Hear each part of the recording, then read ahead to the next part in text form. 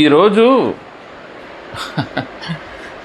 ఇప్పుడు వాలంటీర్లు ఉంచుతారా తీసేస్తారా చెప్పండి, ఎందుకు వచ్చింది ఇవన్నీ అడిగితే ఉన్నారు, మేము 10,000 ఇస్తామని చెప్పాం కదా, ఎవరిని తీయలేదు, మేము గత 2 నెలల నుంచి ప్రతి నెల వాళ్ళు జీతాలు పడుతున్నాయి కదా అని ఓ పక్కన చెప్తారు. ఓ పక్కన తెలుగుదేశం వాళ్ళు, ఆయన ఎవరు, రాజేంద్ర ప్రసాద్, తెలుగుదేశం నాయకుడు, ఆయన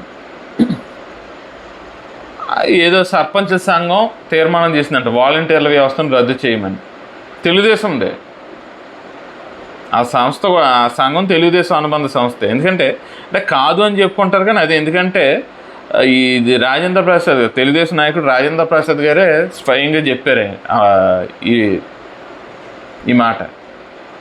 అలాగే ఇప్పుడు గతంలో పోయిన నెల ఏమన్నారు, వాలంటీర్లతో పంచిపెట్టకుండా ఆ సచివాలయం స్టాఫ్తో మాత్రమే ఎందుకు పంచిపెడుతున్నారు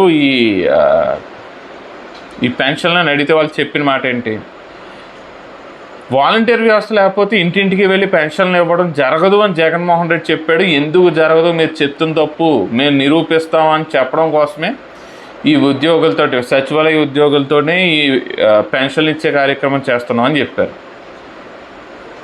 మరి ఈ నెల కూడా ఎందుకు సచివాలయ ఉద్యోగులను పెట్టడం, వాలంటీర్ల ద్వారా ఇవ్వచ్చు కదా. వాలంటీర్లను పక్కన పెట్టేశారు. ఇంకో పక్కన వాలంటీర్ల వ్యవస్థ అవసరమా అని ఒక చర్చను తీసుకొస్తున్నారు మీడియా ద్వారా.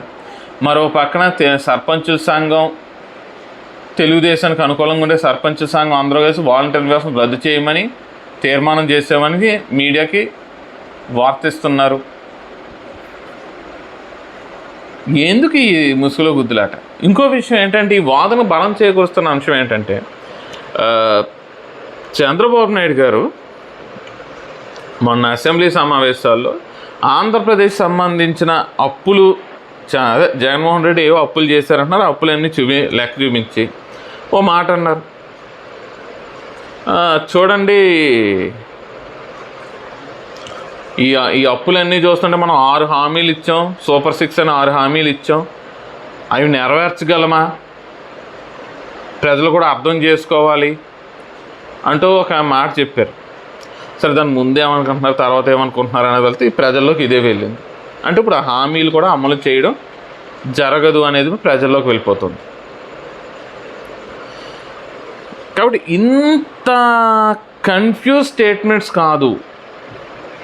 కూర్చోండి, 3 పార్టీలు, చంద్రబాబు నాయుడు గారు, పవన్ కళ్యాణ్ గారు, భారతీయ జనతా పార్టీ నుండి అయితే సత్యకుమార్ యాదవ్ గారు, ప్రభుత్వంలో భాగమైతే సత్యకుమార్ యాదవ్ గారు, లేదు నాకు తెలిసి ప్రభుత్వంలో భాగంగా ఉన్న వాళ్ళతోనే, అంటే లేదు పార్టీల వారీగా అయితే పవన్ కళ్యాణ్ గారు, చంద్రబాబు నాయుడు గారు కామన్, అవును పురంధరేశ్వరి గారిని కూర్చోబెట్టాలి.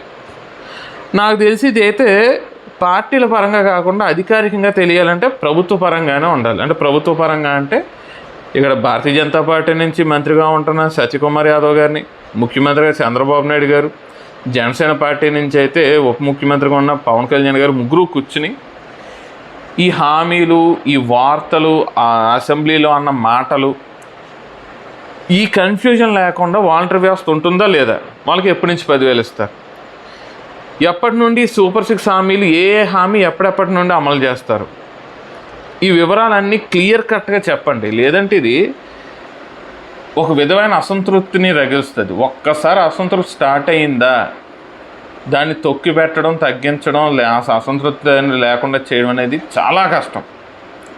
అసలు వచ్చే సంవత్సరం స్థానిక సంస్థల ఎన్నికలు ఉన్నాయి, పంచాయతీలు, మున్సిపాలిటీలు, కార్పొరేషన్, దెబ్బతింటారు. ఒకసారి ఆలోచించుకుంటే బాగుంటుంది.